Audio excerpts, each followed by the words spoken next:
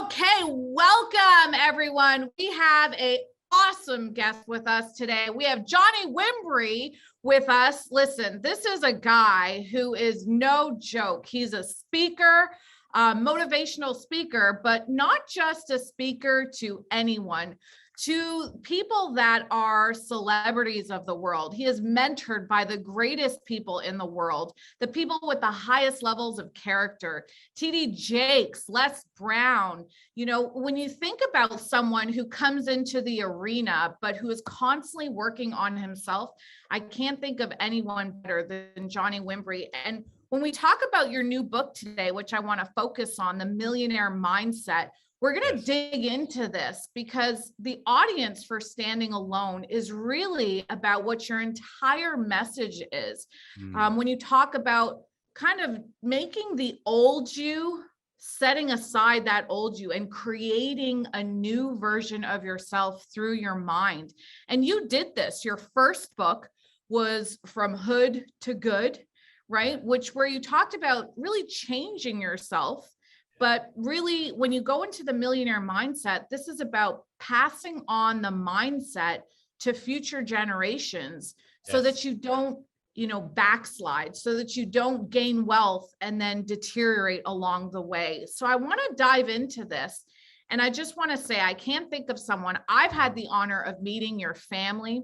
Yes. You have an amazing family, 2 beautiful girls, a son.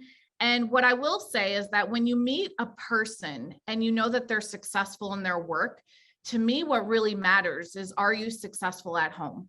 And when you have and you find people that have both of that, you are rare. You are more rare than gold. So thank you for your time today. Thank you. It's an honor and a pleasure to be here, Sabrina. I'm greatly, greatly appreciative and super excited. Thank you.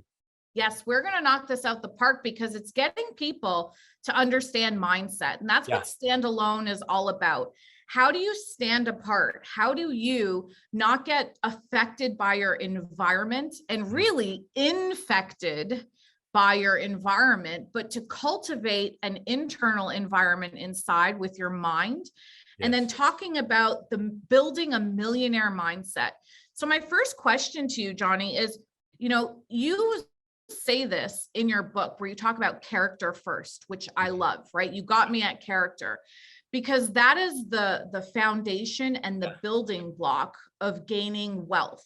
And wealth is really not just gaining riches for a moment, but your ability to sustain wealth over time. So why does character matter so much? And what do we do to cultivate this character? You literally just said it. It's on the cover of the book, and it's really to sustain.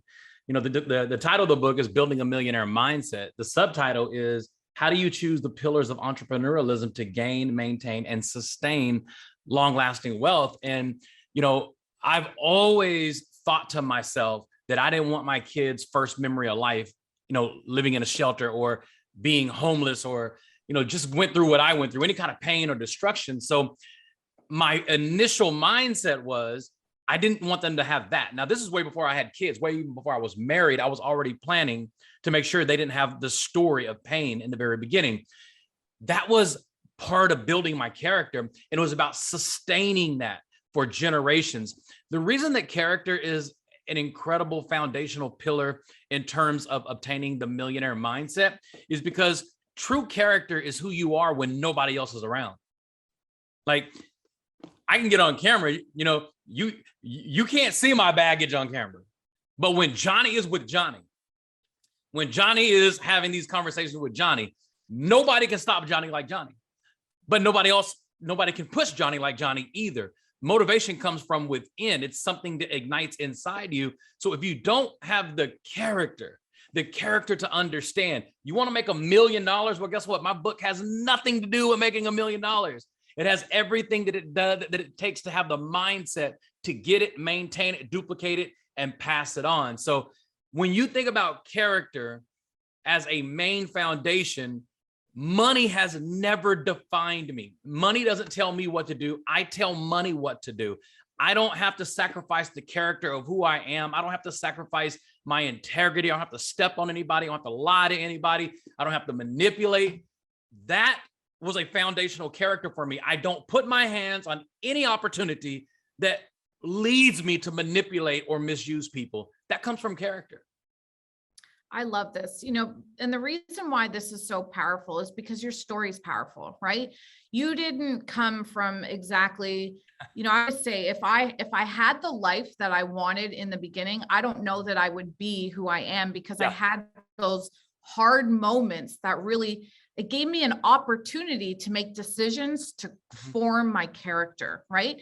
And so you found yourself in some rough spots. If we could touch on this, just so that people understand where you're coming from, because the way you grew up wasn't exactly like the dream scenario that we're able to create for our kids. But at the same time, it allowed for character development. You talk about when you got into, when you were attempting to get your license for life accident and health insurance. I love that in the book. But then your past kind of came back and reminded you of some bad decisions. So could you touch on that, especially for young people today? You have moments where you have a chance to develop your character, why that matters so much. The first book, you talked about it, From the Hood to Doing Good. The subtitle is always really the title, right? From adversity to prosperity through the choices you make. And when you learn how to make choices, that's a character building process. And I'm gonna tell you a little bit of my story so that your viewers will understand. But I want you to understand this before I say anything. My past has nothing to do with my future. I don't have to consult my past to dictate my future. Now, it is everything that I am. Like, don't get it twisted. He's still there. Like, don't get that part twisted. But my character creates strength that allows me to hold back any emotion, not all emotions, but to be in charge as much as possible, because I got a lot to lose. When you have nothing to lose, you act like you have nothing to lose. Now, you get pissed off on the easiest thing. I got a lot to lose. I can't be that old Johnny. My earliest memory in life was living in a battered women's shelter. I was raised around gangs and violence and drugs my entire youth. Walking out of the door, of my home was a risk. Making a left or a right turn will make the difference if I'm going into Crip territory or blood territory. It was just how I was raised. So I didn't know what I didn't know. Made a lot of bad decisions. Started selling crack cocaine when I was 14. Had people selling drugs for me when I was 17. And when I was 18 years old, my homeboy was murdered. I was a junior in high school. I was a year behind, and my homeboy was murdered. And I just, this was a major moment for me. It wasn't my first friend murdered, unfortunately, but this was different because I knew the guy. I grew up with the guy who killed him. And like I talk about it in my book, and I talk about it in my new book too, and a little bit more in depth. But at the night of the wake, which is the night before the funeral, where we were invited to be with the family, the friends and the close. And now I look at it, it was really a set-up counseling session. And I had a gun. We were at the church, we're paying respect, we have our guns. And the mother of my homeboy got in front of the casket and she says, "I forgive the young man who killed my son." She's standing in front of the casket. I'm sitting down in the pews with a gun. And the mother had already found forgiveness. That was a very character defining moment for me, because I wasn't just there, I was present. I heard what she said. All of my homeboys heard what she said. That night I walked up and I gave my gun to the preacher. I said, "Can you meet me outside?" I gave him my gun and I just said, "I'm done." And every one of my homeboys that were with me, and this is not an exaggeration, would end up going to prison. Every one of them. As a matter of fact, one of my homeboys got out a few months ago. This is 1993. Wow. And he was in prison by the time 94, 95. So all I'm saying is this: I'm not better than anybody. I got a brother serving 40 years in prison right now. He's on his 20th year. He's finally up for parole for the first time. I'm not better than my brother. I just didn't get caught. So I'm the definition of God's grace and mercy. Only understanding the foundation of who you are will cause you to step into your destiny. That is your character. They say you can always judge the size of a person's character by the size of the obstacle that it takes to overcome them. So if I look at every time I drop the ball, I made a mistake. Yeah, felony arrest. Okay, now what, Johnny? What are you going to do with it? You pick that ball up, or you're just going to sit there and look at it, right? Picking it up is character. Leaving it down there is character. here's the most important thing, Sabrina. You can't stop the process of character building. It's always in play. The way that you're listening to me right now, it's building your character. The way that you're not listening to me right now, it's building your character. You can't turn character off and on. You can't control the process, but you can control what you allow to build your character. So there was a season in my life, I'll talk about the pillars of the millionaire mindset, where I had to cut things off. I had to cut people off. Didn't be hateful. I didn't call them, hey, you don't want nothing in life. You know, I'm bouncing, you know, hit me up when you really want to be something in life. I didn't do that to anybody. I just started to love people from a distance. And loving people from a distance caused me to love myself more. And when you put other things more than you put on you, listen, that's bad character. I don't care what you think about my clothes. I don't care what you think about my cars, my clothes, my cars, my homes, my bank account. It doesn't control me. I control it. That is character. It's giant sized character. And you want to build that millionaire mindset, Sabrina, because you know, we have good days, we got bad days. You know, the true enemy is in us. It's in me.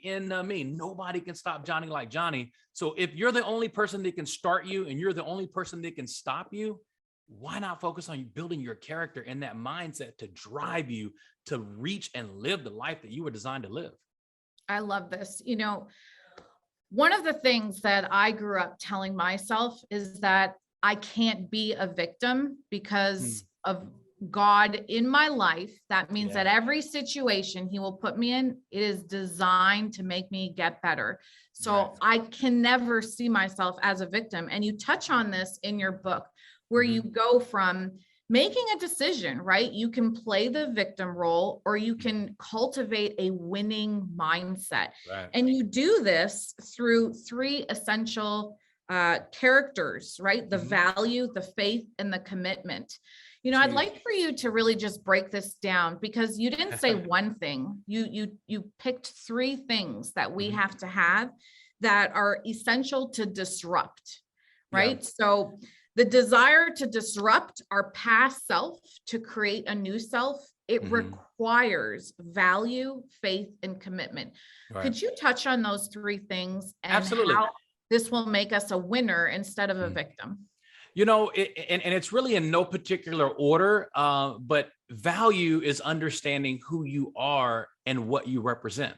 You know, if I pulled out, and I talk about this in my book, and I really, if you notice in the book, this is all in the introduction, even before I get started in the book. Like this is just the introduction, and the introduction is enough to be a book on its own, just with the content. It's not that long, but the content alone is a book alone. And the reason I force people, when they get into chapter 1, I bust them out. I'm like, did you skip, you know, the intro? And I force them to go back to the intro or throw the book away. And here's why. Because if you don't really understand your value, you're reading a book to learn a new language, and you don't even have a foundation. The foundation is your self-worth, your value, having faith in you, understanding, you know, that you got to be committed. That's the millionaire mindset foundation. It would be like me wanting to learn Italian, but not learn how to listen to it, just to speak it. I want to be able to speak Italian. I don't care if I understand it. People want to learn about money, but they don't want to understand it. They don't want to understand how it works, right? So understand how you work. Do you have faith in you? You know, I come in here, I sit in this chair, right? I didn't turn the chair upside down. You didn't turn that chair upside down. The people who are watching this right now all over the world, you didn't check that chair. You didn't look at it and make sure it was going to hold you up. You had so much faith in that chair that it was going to hold you up. Did you just sit your little happy butt down in that chair, just like I did? And I did no investigation. Why would we have more faith in a chair to hold us up? It's a man-made object. Than we do a God-made object to hold ourselves up. So that's the first thing. You've got to have faith in yourself. You've got to have faith in the one who created you. And then the second thing is, in no particular order again, you got to know your personal value. You know, I remember when I turned my life around and I went in to take the test to be a licensed insurance agent. I wanted to be an entrepreneur legally, right?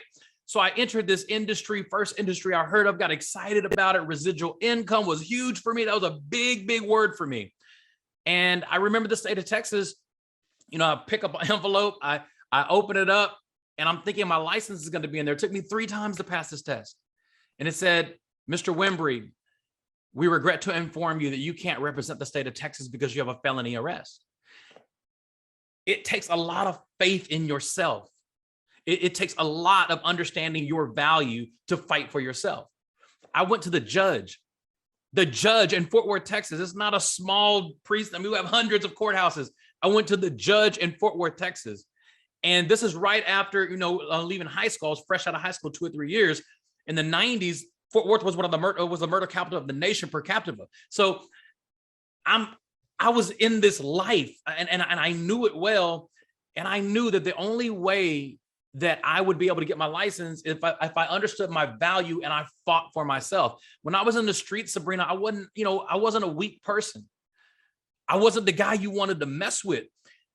I wasn't a bully in any means. I've never done anything like that, but I just wasn't the guy you wanted to cross. So I brought that same fight to the business world. The same fight that I had in the street, I have in the business world today.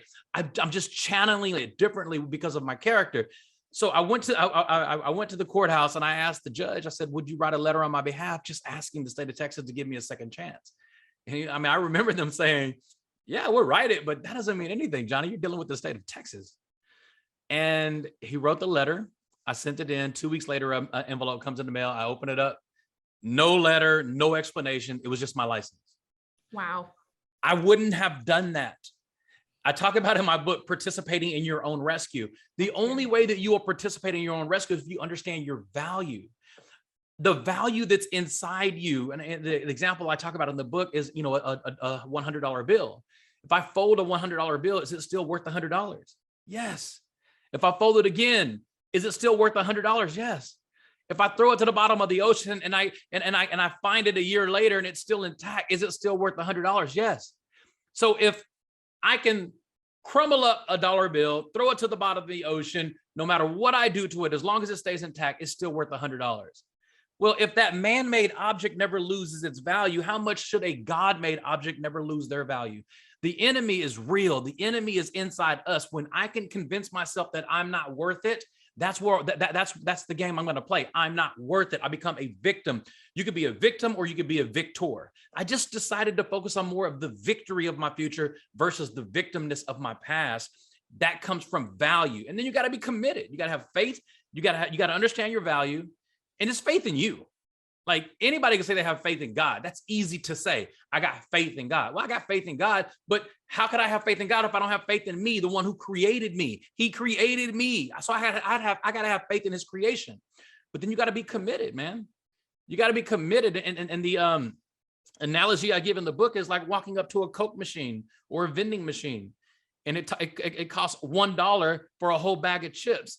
You can't negotiate with that vending machine. They want 100% of that dollar. No, I only want 50% of the bag. So can I give you 50% so I can get 50% of the chips? The vending machine is like, no, we don't negotiate. You got to commit. You got to give 100% or you get none of these chips.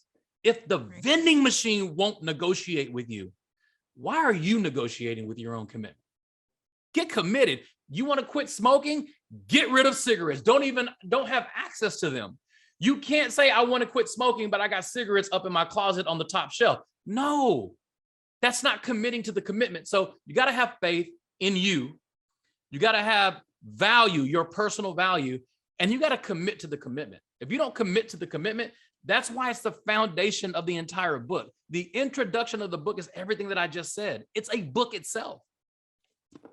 Yeah, but I think you go deeper in the book. So I would encourage everyone to not Way just deeper. read the introduction. I would go into the stories, because you give some great examples of stories and friends that you have that are very well off, and you lay out some great examples, and you frame it in these pillars of kind of like agreements that you have to make with yourself.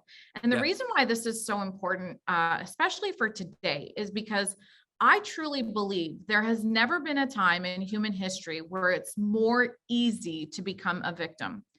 And what that also means is that there's never been a greater time. If you can override that, you can become a great winner right now, right? Absolutely. How do you become a winner?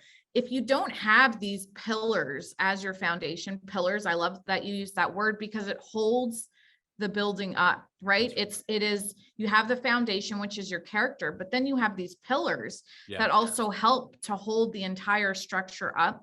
I love that you say this, because I've always said this. not everything is negotiable. You know, people that are teaching sales courses, they say everything's negotiable. I've always known, no, some things have to not be negotiable if you're going to take a stand. Go negotiate with Taco Bell. Go to Taco Bell and get a number 5 and negotiate. Yes, exactly. Not on your life, right? So let's go into these pillars, right? Pillar 1, you touched on it, participating in your own rescue, which I love, because this ties directly into having faith in yourself. You cannot participate in your own rescue if you do not have faith in yourself. So you use this analogy of just making sure that, you know, you say this line here, I'm going to read it out, but I love this because you said getting pissed off makes a person feel empowered, but in reality, it's an average personality. It's an average personality attribute that even toddlers have. I love this. And this is so good because you're in that zone right now, right? You know, for a fact. Yes. You don't have to train a kid how to get pissed off. They got it mastered. Yes. So when you are just getting pissed off at the situation, you stopped participating in your own rescue. Right. Can you tell me why you cannot have an average mentality, mindset, philosophy if you want to win in life? Just elaborate on that. Yeah. I mean, you have to act as if. When I started to act as if I had a lot to lose, my language started changing. Because I didn't want to be recorded saying stupid stuff that Johnny would say in stupid atmospheres. So you start holding yourself accountable because you know that you're elevating. When you elevate, you want everything to elevate. You want your language, your visibility, your thinking, the people that you hang around with. You want all that to elevate. That is part of you participating in your own rescue. You know, listen, one of my greatest levels of personal accountability is controlling my anger, and not controlling my anger because I fly off the top. I'm very overprotective. If you're with me and someone says something crazy to you, like I need Jesus at that moment, because if they said it to me, I would be okay. But you said it with somebody I'm with, and I'm learning how to detach myself and understand, listen, even when it's someone else, you still got to protect your own value. And when I wrote this book, it really started talking to me because anybody can be pissed off. Like, you don't have to be creative. You don't have to be talented. You don't have to be educated. Everybody gets pissed off. It's a very average attribute. So if everybody else is getting pissed off, you want to focus on, what do I need to do what most people aren't doing? Well, I started allowing things to piss me on instead of piss me off. And what I mean by piss me on is, tell me what I can't do, and that's going to turn me on. That's going to ignite something inside of me that's none of your business until you see it. See, when you are pissed off, you want it to be their business right now. No, piss me on so I can show you in the future what I did with that. Allow certain things. If you read or listen to interviews from Olympian style athletes, I'm talking about Olympians, the top of the top, they will always tell you a story about someone who said they couldn't do it. Someone who said it wasn't possible. Well, an Olympian is pissed on by that. An average person is pissed off. You want to be average? Average is the very top of the bottom. So if you want to live at the bottom of the top, just be average. Go get pissed off at everybody who says something to you. I love this. Everyone should write that down, right? Average is the top of the bottom. Really, what are you playing for? Are you playing to be, elite? Are you playing to be at that top echelon of the best, which really is you competing up, right? It's you putting yourself in the arena with people that make you feel uncomfortable, that push you in your thoughts and your thinking and your words and your deeds. So I love this. Think about this. The only reason we would be okay with living an average life is because we allowed the enemy, some voice out there interrupted the greatness. Because, like I talk about in my book, no one gave you permission to learn how to walk. You didn't go to a motivational speaker. You didn't go to a coaching class. You just simply said, if mommy can do it, if my big sister, my big brother, my grandparents, my uncle, if they can do it, if my daddy can do it, then me too. That little 7-month-old starts pushing themselves up, starts grabbing on things, grabbing on clothes, grabbing on coffee tables. And guess what they do more than anything else? They fall. If you really want to study the character that God put in us, go watch a child who's starting the process to learn how to crawl and walk. They'll fall down again and again and again and again and again and again and again and again and again and again, and they never look up to see who's watching because they don't care. They'll smile and they'll push themselves back up again and again and again. Where did that greatness come from? Because today, the adult you, like the 9-month-old would look at you and say, what are you crying about? You didn't cry when you fell down 1,000 times. Who taught you how to give up? The 9-month-old giant would be embarrassed of most of us. Why? Because, well, somebody said it's not going to work. When you fell down 1,000 times, that was somebody saying it's not going to work. But something inside you, that millionaire mindset that was still there, said, if daddy can do it, I can do it. And that's the millionaire mindset. The millionaire mindset just basically says there's nobody out there that deserves it more than me. And there's nobody who I deserve it more than. That's confidence. Arrogance is saying, I want to be successful and I don't care if anybody else. That is arrogance. You think you're better than other people. Confidence is just simply saying nobody's better than me. That 9-month-old understands that language. You today, an adult, you may not understand it, but I dare you to go back and talk to the 9-month-old you. Right. And then, it really is about just making sure the people you have around you are not like, when you have parents around you, they can put their fears inside of you. Just using that analogy of learning how to walk. You can say, don't do that. Be careful, be careful. All of a sudden you become more timid because someone else is planting that fear. That's a really good point. You know what's really strong about that point is it's people who love you. Yes. I talk about it in my book when I got my first home. It was the people who loved me who told me that I needed to get a starter home and think on a normal level. Johnny, that's not normal. You don't get married and go buy and build a house, and nobody in your family has ever even built a house before, and you're 22 years old. Well, it wasn't normal for where I come from. So they were advising me, mentoring me based on their level of character. Well, my level of character had surpassed their level. So it was like I was coming down to listen to a language that distracted me. And they were people who loved me. They didn't say it because they hated me. They said it because they loved me so much they wanted to keep me safe. And sometimes keeping people safe is basically saying, stay on my level. It's safe down here. This is very powerful, right? You give a great example about vision. And I wanted to dig into this because in today's world, what's so awesome is that being an entrepreneur is the cool thing to do right now. But unfortunately, some of us are going to get handled if we cannot turn our vision into concrete steps of preparation and planning to execute on the ideas that we had. And you give this great example of your friend. He brought you to an event and he was like, hey, I got this idea for a video game. And then when you were at the event, you're like, hey, I got this other idea. But then you left his presence and said like, okay, but what are we going to do about it? And then someone ended up taking his idea and it cost him a lot. Can you touch on this where you talk about preparation? Because especially in business, if you can have a vision for something, but you've got to back it up with preparation, with a plan, and then the goals that line up with it so you can execute. Can you touch on that? I mean, one of the most famous ancient writings says, people without vision will perish.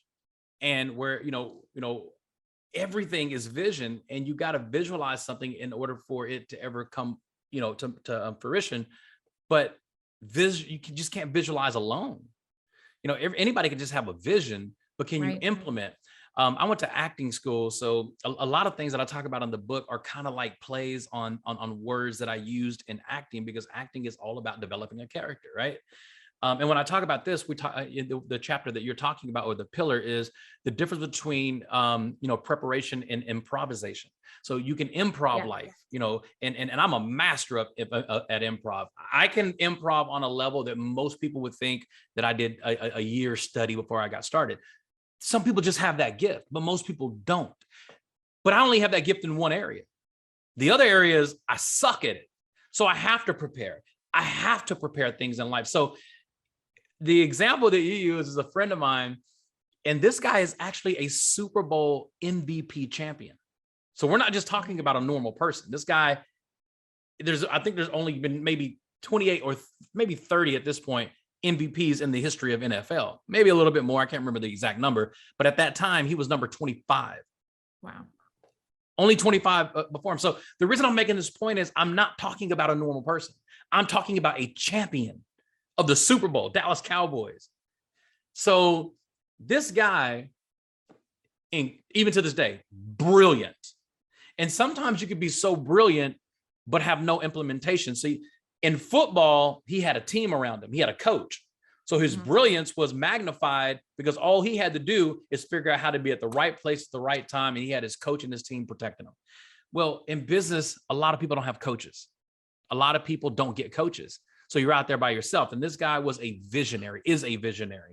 And we were on an airplane flying to a speaking engagement. And he's telling me about these video games. This is like after 9/11, like that year. It wasn't that far after 9/11. And I was blown away by the idea. People were going to play video games online and communicate with each other. He saw this vision before it was even out. And I was sold. I invested. On that airplane, we went to Hertford, Texas. Hertford, Texas is the same city where Oprah Winfrey was sued. There's more cows than human beings. And this is where they get the beef. And he gets there and he starts talking to billionaires. And on the way home, on the flight on the way home, he starts talking about this idea that he has for the beef industry. And it was just as good as the idea that he had for the video game. So I'm like, this guy's a genius. Never implemented. Why? It was just a vision. And sometimes visions can be illusions if you don't prepare to implement. Preparation is key.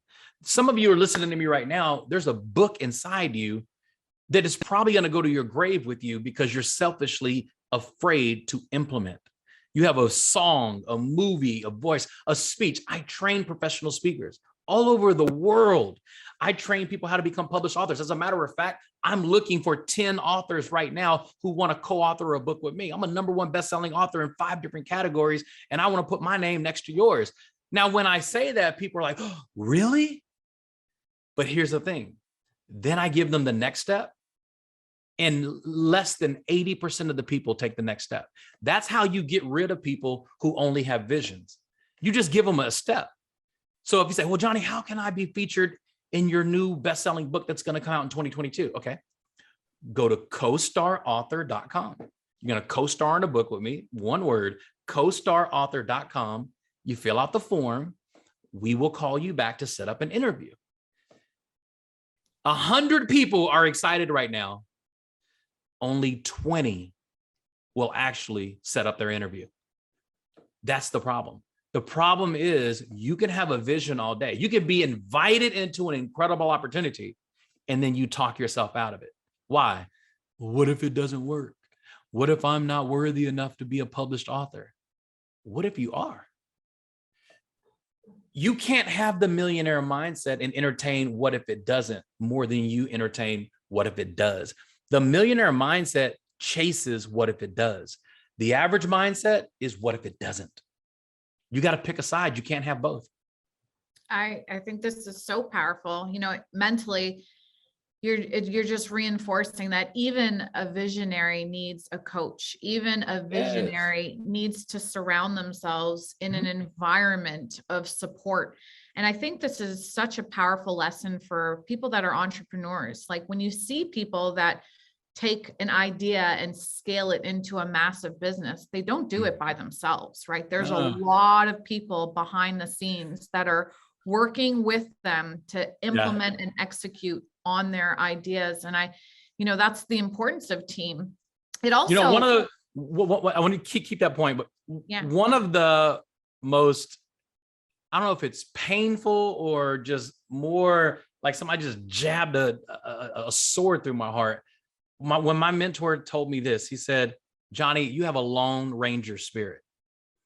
And I was like, what did you just say to me? He said, you have a Lone Ranger spirit. You, because of your talent and your skills, you feel like you could do everything alone. And he was right. He was right. Like I would go put out a fire way, across the way, instead of picking up the phone and saying, hey guys, there's a fire that's right around the corner from your house. Can you start putting that fire out? I'm on my way. No, I would get in my car, drive all the way to, now the fire is not a real fire, it's a problem. Drive all the way to the problem because I knew I could fix it. But that's not success. Success is in duplication. yeah, And if you can't duplicate your strengths through other people, then you're a one-man show. You're the Lone Ranger. And that hurt me. It penetrated me. And I believe I was maybe 22, 23 years old when he said that to me. And from that point on, I started studying delegation. How do you delegate? How does the army do it? How does corporations do it? Like, how do you delegate? Well, you got to duplicate your gifts through as many people as possible. Yes, this is so good. It ties back into participating in your own rescue, because 100%. it says to participate, but you don't have to do everything yourself.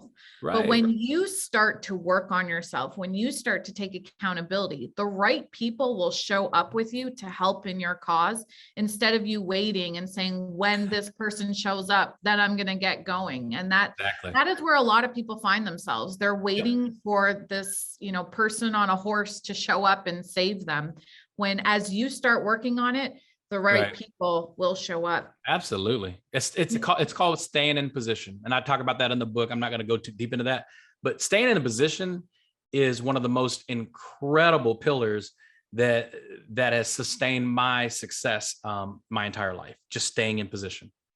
I love this. And being prepared, which you give a great story about in your book, when you're talking about your persistency, and a lot of people ask me this, like, well, how do I find a mentor? Can you mentor me? And sometimes it's like, so how do you find a mentor? You have to have a servant mentality. You have to serve the mentor that you are looking to have serve you, to reciprocate that, right? A lot of people don't get this, but you talk about this in your book with Les Brown, right?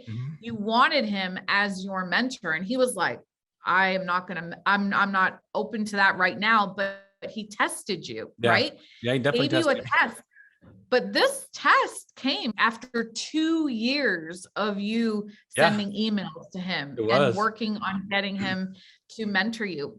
If you could touch on this, because this is what a mentor wants to know. Like, if I give you my time, will it expand? Will it grow? Or will it just stay with you? Like, because every leader is looking to multiply. That's in essence what leadership is. But what we're looking for is, are you the individual that will multiply, my mission, my cause, what I'm looking to do? So if you could touch on that, that would be great for people to understand. Finding a mentor is one of the most important things in terms of not just sustaining your success, but being able to level up from another level of success. Having Les Brown in my life has allowed me to level up. And even to this day, Les Brown will tell people that, I'm his greatest student, and definitely the most profitable student he's ever trained as a speaker. But the reason he says that, it's not just because of my ability on stage, it's who I am off stage too. I understand, and I learned this very early on, and this is something that I may not teach enough of, but I learned this very early on. You serve your way to greatness. And I used to be involved with the church where the messages that came from the podium were more inspirational than they were preachy. And so I was just addicted to me. It was like I went to a seminar 2 or 3 times a week. And we're talking about very powerful, high level leadership training. And the way I would get into some of these rooms with Bishop Jakes and some of the other, greats, Joel Osteen, and just very great, powerful individuals at that time, Joyce Myers, the way that I got in the room was I served. I met Deion Sanders because we picked him up from the airport in a limousine. I drove it. Like, wow. I would serve. And I would serve to the point where I got sick. I had holes in my shoes and I couldn't afford more shoes. And so I would never cross my legs. So you couldn't see the holes. I purposely kept my toes 10 toes flat. And that was me serving. And it's painful, very uncomfortable. If you're serving and it's comfortable, you're not serving. And when you put yourself in atmospheres when you can serve, you're not there to talk. You're not even there to be seen. So my greatest gift, I couldn't even use it, which was speaking. My greatest gift, to entertain people, to get them laughing, I couldn't do none of that. Like Johnny was Johnny the servant. And well, Johnny, how long? I don't know. Well, how much energy should I put into this? I don't know. There's no formula on that. All I do know is this: if you stay in position, at some point, that call is going to come. You cannot put yourself in the position of greatness for a long time and never, ever be elevated to a greater level unless you're serving a dictator. If you're serving a dictator, you're never going to do anything because you're serving somebody who has their thumb on top of you, and your increase doesn't motivate them. My increase motivates Les Brown. My increase motivates all of my mentors. Never, ever get a mentor that doesn't have a desire and a passion to see you pass them up. Anybody that I mentor with the expectations of them passing me up. If I'm not, I'm a dictator. Dictators lead with manipulation. Leaders lead with love. And I have to love the people that I mentor enough to want them to pass me up. There's not one person I've ever mentored that in my mind, I didn't desire to see them pass me up. I really think this is so powerful, because when you talk about the essence of, growing, you have to have people that you are working with that are better than you. In my business, I have people that have passed me, that are better at me at skills, and we all come together. And this is where the amplification happens. Right. And Collaborative efforts. Yes. I think this is so powerful for people to hear, because competition is amazing, but at the same time, you've got to be able to collaborate with great, stronger people than you if you want to take it to a higher level. I love this. Talking about vision and versus illusion, you talk about this. I'm really big on dualities. So when you talk about being busy versus being productive, I love this. But when you talk about vision versus illusion, could you touch on this? Because for a lot of people too, I do believe that, being misguided is a very real thing. And how do you know when your vision is something that you can pour into, that you can trust, versus you being misguided and being brought down the wrong path? If you truly have people in your life that love to see you win, when you have a vision, share it with them, because at some point you're going to expose yourself. Either you really had a vision or it was just an illusion. If I say, I want to lose 10 pounds. Well, it's either a vision or an illusion. What I do after I say it makes the difference. You can't declare what you want and not participate in what you said. You can't expect other people to push you more than you're willing to push yourself. So if I say, hey, Sabrina, I really, really, really want to be more accountable with my time on a daily basis. Can you help me with that? I know you're strong in that area, right? I'm not that strong in that area. I am more of the type of person that flies by the seat of my pants. So if I say that and I don't start implementing a calendar immediately, just on simple stuff, then it was really just an illusion. I like the sound of becoming a more disciplined person when it comes to time. I like the sound of me losing weight. I love the sound of me quitting smoking. I love the sound of me going from 5 figures a year to 6 figures a year. Okay, you can love the sound of anything and it still be an illusion. Wow. It's only a vision when you implement it in your life and it becomes practical. In the book, I talk about the rungs on a ladder. When you climb up the steps of a ladder, they're called rungs. Every step is a rung. You have to be able to say, listen, I took my first step and I'm standing on the first rung. It's comfortable. I can easily get off the ladder because I'm only one step up. But when you document that first step, it's going to feed that beast inside you that's going to want to take the next step at some point. You don't have to run up the ladder. Document the steps that you're taking away from the vision you had. This is my vision. Now I got to start implementing and moving closer so it comes to fruition, or it was just an illusion. You want to live a life of illusions? Like, you know what you want, you know what you desire. Oh, I wish I won the lottery. Did you buy a ticket? Okay, fool. How can you wish you won something that you didn't participate in? That's a fool.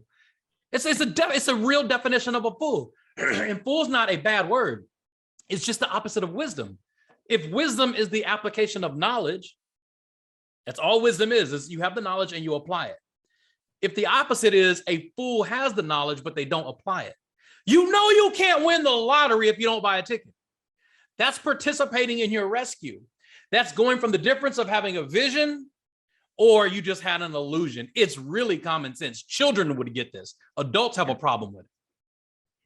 It's really funny, you know, when you have kids, you start to see life very, very simple, right? It starts to give you some kind of smacks on the face, like, man, I've gotten too far off track. I got to go back to the basics. You know, you said something awesome in your book, and you talked about when you have a vision, when you have a plan, be careful who you share it with. You talked about, it's like when in the Bible, when it talks about do not cast your pearls on swine, you know, and for people to understand this, because listen, it's so great to believe that everyone in this world is your friend, is there to help you.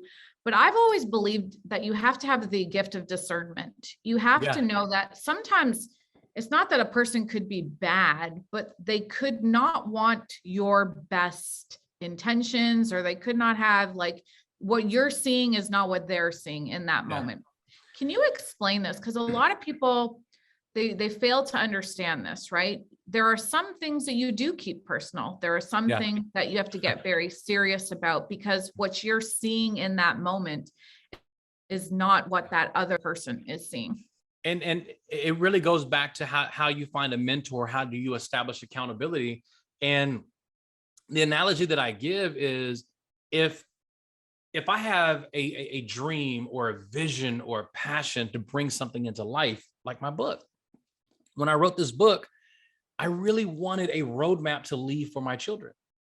So I wrote a roadmap as a first generation millionaire, how to sustain a second generation millionaire. If I just left them millions, but I didn't leave them the mindset, what kind of father was I? So this book was written, God forbid, if anything ever happened to me, my children have a roadmap on how to sustain it. Now, this book was never shared with anybody while it was being created, other than people who wanted to see it become a bestseller. Why? Why would I share my precious jewels that are going to be the foundational principles for my children to sustain the Wimbry legacy? Why would I share that with somebody who wouldn't appreciate it? Why would I share that with somebody who doesn't want to see me win in life? When you are sharing a vision, when you are sharing an idea, an invention, be very careful who you share it with. Why? The Bible says, don't cast your pearls among swine. What does that mean? If I took off this Rolex right now, it's valued at tens of thousands of dollars. And if I put this Rolex down and a pig comes up and eats the Rolex, and they will, They had no appreciation for the value because they cannot articulate it. They don't have a vision for value. They have a vision for slop. So when you are casting your precious jewels to someone who can't even articulate the words that are coming out of your mouth, they can't articulate the value, and they harm it, they destroy it, they eat it, they steal it, that's your fault, because you shared it with somebody who had no desire to see you elevate and win. Les Brown had the book before the world had the book. He wrote the foreword. Bishop Jakes had the book before anybody else had the book. He wrote the endorsement. Evan Carmichael, Holton Buggs, Jan Miller, who's the agent to the stars. She's the agent, a literary agent for Bishop Jakes, Tony Robbins, Dr. Phil, everybody. She wrote on my book. Nancy Lieberman. I mean, I can go on and on. Emmett Smith. I don't share my vision with people who don't want to see me win. That's what I mean by don't cast your pearls among swine. You just want to impress people? No, those same people you are impressing are hoping that you fail. Yeah, I think this is such a powerful message today, because this is what social media is, right? You post a picture and it's throwing out into the world kind of sometimes your jewels. And it can actually boomerang back to you and cause destruction if you do not know who you are. If someone who doesn't know you is sending you a compliment, that's not going to help you. And I love that you really talk about this, because for a lot of people today, they need more, they need to go deeper in the layers. Instead of just superficially getting a meme, get the book. There is no Instagram meme that's going to build your mindset. It is not just reading the intro, but reading books, getting around people, having the blessing of knowing people like you. I just want to say in closing, I commend you, your family. Please give them my best. I would like for you to finish off by just saying, what is it in the future that you want the Wimbry name to be synonymous with? Like, how I believe that each of us are brought into this world for an uncommon reason. And sometimes we're walking someone else's path and we forget about the path that we were brought here specifically for. Sure. So if Johnny Wimbry is no longer here, what is rare about you? What will the world miss? And what do you hope your family name will be synonymous with after you are no longer here? If there was one word that I would want the Wimbry name to be synonymous with, is the word increase. I want to increase, man. I mean, I want to increase with my love. I want to increase, with my ability to give, my ability to create, my ability to produce, to protect, to provide. I just want to increase. And the reason I choose that word probably more than any other word just right now off the top of my head is every day I wake up with the mindset of increase. And it's almost like, it's like a sniper who's in position, right? And most snipers never really get a chance to use their skills, the way it was designed to take lives and to protect. But think about a sniper. A sniper has to stay in position for hours, sometimes even days, and not be able to even exercise their expertise, because their job is designed to protect. If you see the enemy, take them out. If you don't see the enemy, you still have to stay in position. Every day, I wake up like a sniper, looking for how can I increase? What can I increase? Where can I increase? And when I say increase, most people think money. When I hold my book up, Building a Millionaire Mindset, most people think money. They don't even see mindset. They see money. I want to increase the mindsets. I want to increase people's ability to hunt for their own dreams, to hunt and stay in position for their own passions. if there was a word I wanted to leave with my children, is just like when you were 3 months old, when you were 6 months old, 9 months old, every day something increased in you. Every day you increased something about you without permission. There's something inside you that said, I have to increase. Stay there as long as possible. You're born to win. You're programmed to fail. Don't let daddy program you to not focus on increase. Don't allow my limited thinking to cause you to detach yourself from the greatness that was in you at 9 months old. In everything that you do, every walk that you take, every time you get in your car, every time you walk out the door, go look for increase, because increase never stops and you never arrive. If it's a dollar amount, you arrive. If it's a weight, you arrive. Always look for increase in everything you do. Everything you do. Don't be perfect. That's not what daddy's saying. But there's nothing that can stop you from entertaining increase every day. And when you entertain increase, when you look for it, when you search for it, when you are on the hunt for those moments of increase, pull the trigger. Take the risk. Why? Because people who don't take risk, they create a lifestyle of not taking risk. You can't find increase without taking risk. I promise you, it's worth it. I love it. Thank you so much. Thank you for your time today. Thank you. I look forward to meeting you and just, being in your presence, because Let's what go. you were able to deposit into everyone today is amazing. So thank you so much. God Likewise. bless you. And thank you for everything that you do. Thank you for your genuine ability to ask questions, to pull things out of me. You have an incredible gift in that area. So please stay in your lane, stay in your spot, because we need your voice. We need your curiosity, and we need you to pull out these nuggets and these giants that are out there. So thank you. I appreciate you, Sabrina. God bless.